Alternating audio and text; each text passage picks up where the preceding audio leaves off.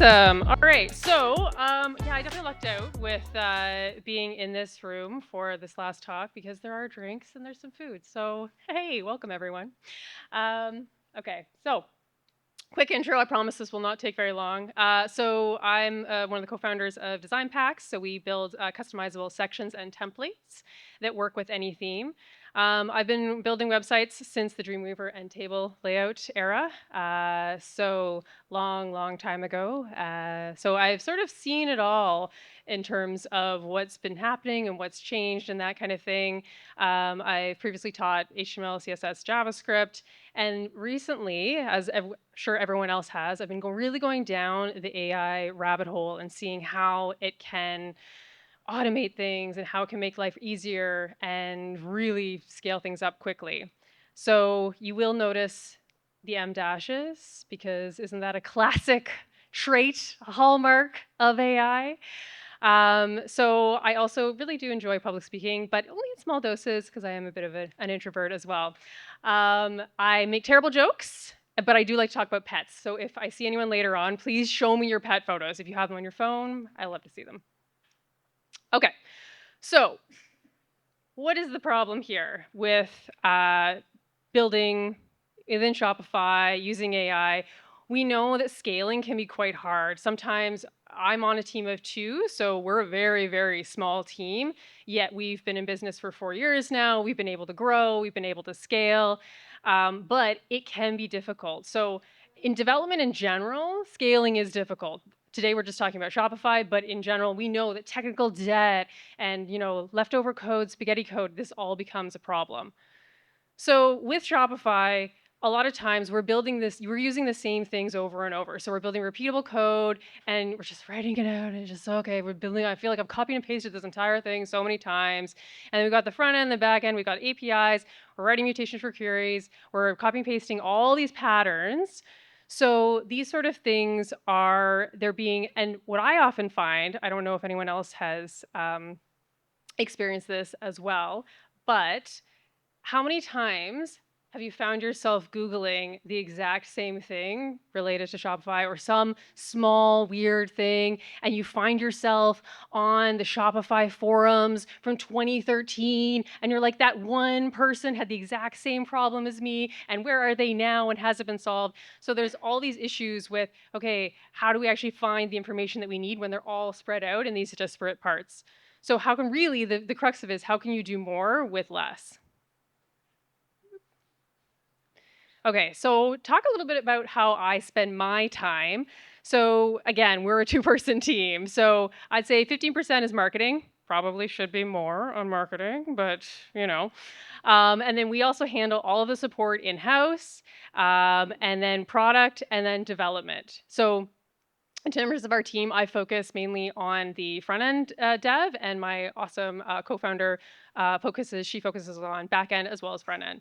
So one of the things that we noticed when we first started out was that a lot of people, when we would say, oh, yes, we're building this app and, we're both developers, a lot of people would say, oh, you should really outsource the development and then just do everything else in-house. But really outsource the development, your founders, you can focus on something else, you can really focus on growing it and this kind of thing.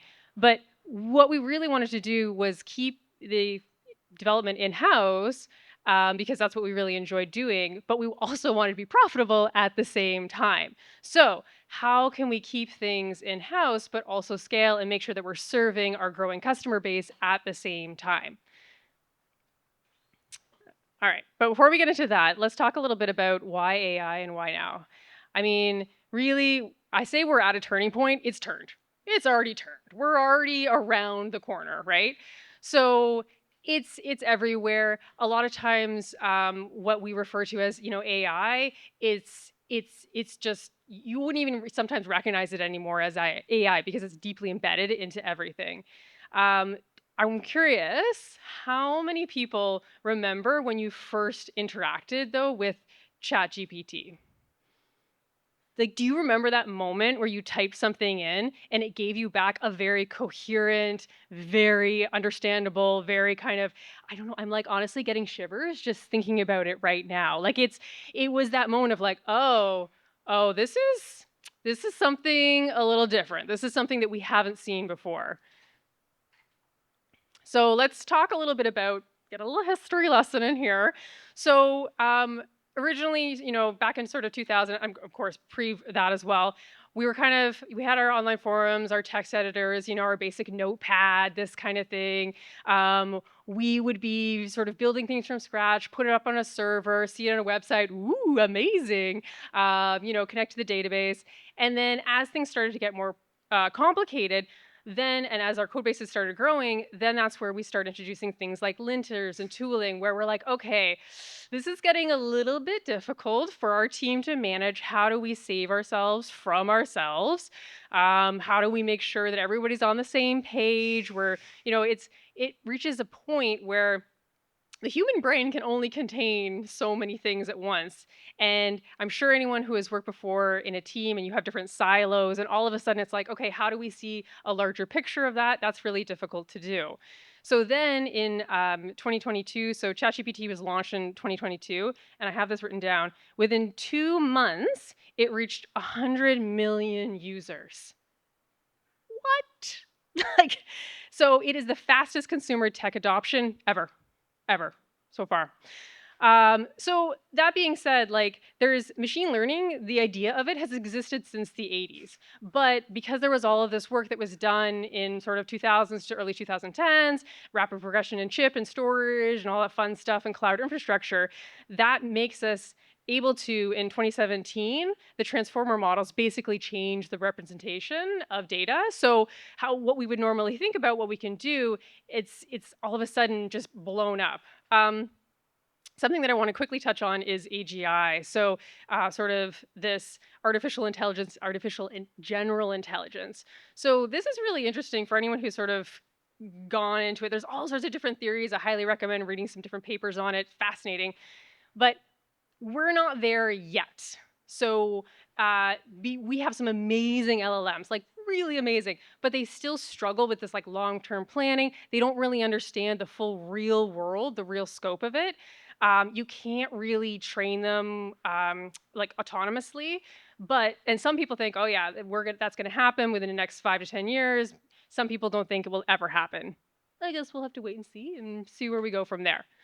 Um, but even though we're not at AGI, how can we actually use the current state of AI to help within our jobs as we're building our Shopify, whether it's themes or apps or whatever you're building? So I'm going to specifically talk about theme development right now, and then I'll move into app development. So theme development, this is my area of expertise. So I was a theme developer for about 4 years. So this is very much my forte. And I've been a front end developer for, gosh, what feels like forever. I think it'll be almost 20 years at this point. And I have to say, it's a scary time for front end developers.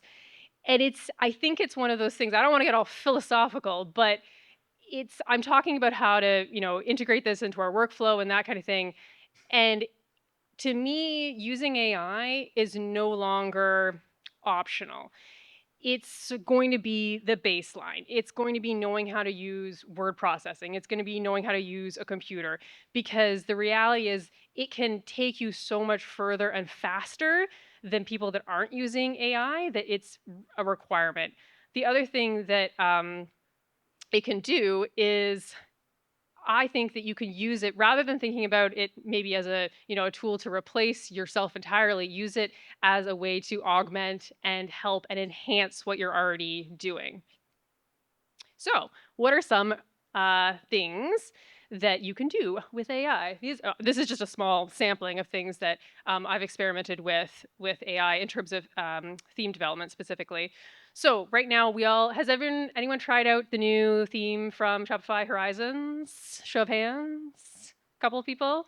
If you haven't, I recommend checking it out, because one of the interesting things that they've done is they've added in this idea of being able to generate blocks on the fly.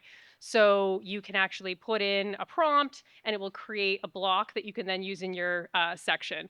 So you can also use ChatGPT or Cursor to generate liquid files, schema blocks.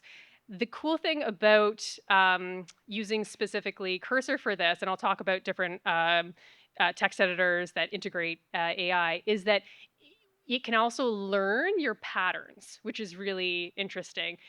So generate entire sections, prompts. You can also do things like theme like localization. So this is really important if you want to serve different markets, people around the world, making sure that they're accessible in different languages.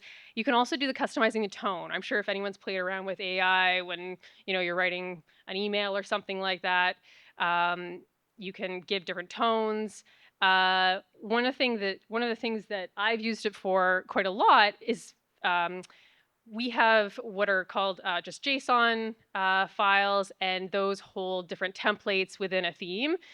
It can literally look. There might be a heading or some text in there, but it can look at what sections are in that file, and it can generate a marketing description of that template. So let's say it's a template that is for a conversion optimized, I don't know, farmers market or something like that.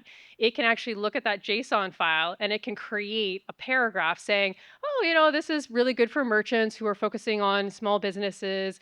Maybe you're using point of sale, that kind of thing. And I had the only prompt that it's being given, the only information it's being given is from that JSON file. So very time saves a lot of time. The other thing that is really helpful is enforcing the code consistency and naming conventions. So tooling and linters can help a lot, but one of the things where AI really shines is actually those going in with certain things like class names, making sure that there's consistency across the board with stuff like that. So yeah, it's pretty phenomenal. Okay. All right. So let's talk about app development. So app development, this is where we get more into sort of what we can do where we're auto-generating GraphQL mutations. The cool thing is because when you're using, let's say you're creating your admin, like the UI, with Polaris, because one of the things that AI does really, really well is if you have an established set of patterns. So just like if you have a junior dev on the first day and you just say, hey, build me, XYZ or whatever, and they just go off and you haven't given them proper instructions, they're not usually going to do a great job of it. However, if you give them, hey, here is all of the different parameters. Go read this doc. This is the conventions that we follow. They're going to do a much better job of it. And so using some type of framework or library like Polaris essentially gives those instructions to AI right from the get-go. So they know what the framework is that they're working within. So some other things, automated webhook handler, schema design and data modeling. So really the main takeaway would be anything that you find boring or takes a lot of time or is just, it's that some people really enjoy it when you get into that kind of like copy and paste. You're like, oh, I'll put a TV program in the background and just have a nice night. That should be done by AI instead. Those days of treating programming like you're knitting kind of thing, you can do that on your own time. But if it's just kind of brainless work, let AI do it for you. Um, One thing that I didn't actually mention in here as well is using it for QA and workflow automation. So if you're using any type of integrations with Git versioning, that is also a really good use case for it. Okay, so let's talk about specific tools that we're using that you can start using today. Sorry, I don't know if you've noticed, I love a text-heavy slide. I'm a big fan. Okay, so Cursor is my current favorite. I think it's really, really great. I have tried more recently Augment and VS Code. It's not bad. Their support took 10 days to get back to me. Not ideal. ChatGPT, of course, the classic. Claude. Proximity is also a really good one. Copilot, personally, I'm not a huge fan. I know some people love it. Cody, I was using before, more of a sort of a source graph knowledge base. And Codium is another one that I have heard a lot of good things about. But that's kind of an overview of the ones that I personally use. I would love after the talk if anyone has specific ones that you're like, oh, this is amazing. You need to take a look at that. Please let me know. Tell me. Okay, so let's talk about some of the best practices when you're integrating AI.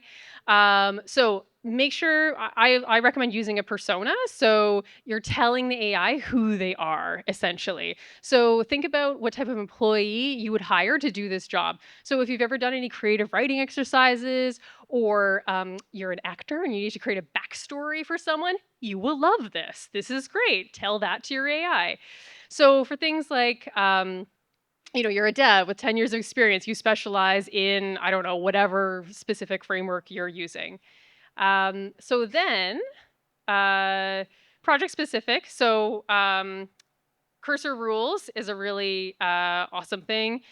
Something that you can do as well, just to, especially when you're sort of dipping your toe into using AI when you're programming, is check before action. So ask AI to be like, hey, maybe don't apply this to the file right away. There's certain things you can set up in Cursor to do that, but maybe ask like, hey, let's check this first and then explain it to me. So this is really, really helpful. If you've ever had to jump into somebody else's code base, be like, what is going on here? Why was that decision made? It's really great that you can just say like, hey, take a look at this code base, let me know what's going on in this file, etc.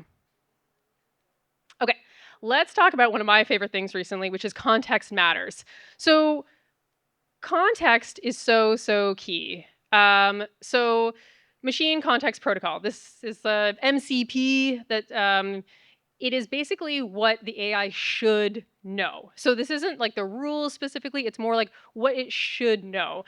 I have a kind of a fun example, which is this. So context. Context is key. Think about this. She crushed it. Oh, maybe she made like an amazing Shopify sale. Awesome. Or she crushed it. She stopped maybe, the funding for an important project, or she crushed it. She just recycled a can. I don't know. We don't know. The important thing is the context. The context matters. So if I'm an AI and I don't know the context and you just tell me she crushed it, who's going to understand that? Okay, why does this specifically matter in development? Well, with Shopify projects, you've got like the multiple layers. You've got the liquid, you've got JSON, you've got the schema, you've got some meta fields, you got the GraphQL, everything. So there's always different namings, different architecture, depending on the project that you're working on. So when you are just taking maybe like a code snippet and you're copying and pasting that into ChatGPT, it's not going to know. It's not going to know the entire context around things. So it helps by basically creating, it's almost like world building, right? So it helps the project awareness. It also reduces hallucinations. So if you have ever asked ChatGPT off the cuff about some sort of liquid thing and it writes back saying, oh, you can just put a function in there. No, you can't do that in liquid. So it makes it basically safer and smarter. Okay, so this is I won't get too into this. I don't know what I was thinking putting like here, let's do a little tutorial. But this is how you integrate MCP into Cursor. It's actually pretty straightforward. Essentially, you're just creating a markdown file and call it context.md. And then what you can do is this is where you create your world. This is where you create your context. So you can add things in like, okay, if you're using a specific naming convention, you can use your section organization. One of the really when I can automate, I can automatically generate JSON templates for themes, and I can actually say, hey, make sure you check the schema in that section so that you're not adding settings that don't exist or you're adding them as values that don't exist. So it can actually go and check that, and I can add that into the context so it knows, oh, I'm working in a theme. I need to go and check that first. So another thing that you can do is context.md versus cursor rules. So cursor rules are what AI should do or not do, and then context.md is what AI should know. Cool? Makes sense? Difference between the two? Awesome. Okay, let's shift gears a little bit here, which is I just want to quickly talk about how the landscape is shifting because one of the things that we've found recently is now with this new they released a block generator that directly impacts my app. So something that I built. So this is probably something that will at some one point come for you as come for you. If that sounds very foreboding. But the idea that you could potentially be replaced by AI. So don't get complacent. So think about how you can focus on other things, the curation, the polish, the accessibility, and go above and beyond just what the baseline of what AI can do. Okay, so get started now. So think about how within your business, within your day-to-day work, you can identify repetition. Do not reinvent things. So make sure that, I wouldn't recommend going into your entire team and say, okay, cool, like everything's AI now. Ask them, say, what are you doing on a day-to-day basis that could be, made a little bit simpler? And then honestly, even just pop open ChatGPT and ask it and say, what would you recommend that I do? Some good ways to think about this would be you can actually so you can scaling with words. This is kind of outside the scope of obviously scaling app development, or Shopify development. But think about how, as a whole, again, if you're a small team, you can use it for all sorts of things. So don't think about how it can just impact one area. Newsletters, support, help docs. That's actually one of the other really cool example case studies that I've done. Is if I built a piece of functionality into a section and I want to create a help doc on how this works and how people use it, ask Cursor to write it for you. They already have the context of the file. They can create a very specific help doc on like, oh, this is how it works, and it's yeah, blog posts and SEO. Okay, and then we get to the part where everyone is like, haha, I'm a human, better than you, AI, which is check your work. So it's true. AI is not perfect, and there definitely can be issues with it. So hallucinations, I already mentioned, Liquid not having functions, edge cases in CSS. I still find that AI, unless you are using some type of library like Tailwind or something like that, general CSS, sometimes it'll overcomplicate things. Even if just like, oh, doing like a fun little hover, it won't realize that it should add extra div or something like that, or use a before or after element. Make sure that you have the context. So again, make sure that you're setting up your tools so there's context, so you're giving it that framework and that world to live in. And treat it like a newbie dev. Like, check its work, check its work. Don't just let it off into your production code base. You will regret it. Don't do that. All right. So what's next? Scariest or cool AI moment. So basically, I just threw up some quick vibe coding ideas. I know the term vibe coding is not, it's a little bit controversial, but I was like, let's get some controversy in here. Why not? So some examples specifically within Shopify are, try to build some sections, just follow the vibes, see what you can get, just accept, see where it goes. The thing that it really struggles with, I will say, is that there's no consistency with sections unless, again, you have given it that context. It'll just go a little bit rogue, and you'll end up with something that does not fit into your main product at all. Tutorial, so maybe a step-by-step tutorial, context. So again, if you're starting fresh from your code base or your existing code base, not even someone else's, ask your current code base. Say, hey, what can you pull out of this? Show me some things, and you'd be surprised what it can do. See how quick you can spin up a new app. Hackathon. Spend a day building tools for your team. If you have a larger team, so if you're not just a team of two, spend an entire day, a hackathon, and say, hey, how can we make your lives better with AI? And then zhuzh, I love that word, zhuzh, polish up your app admin. So see how quickly you can do that. So overall, I hope, again, AI is here to stay. We've turned that corner.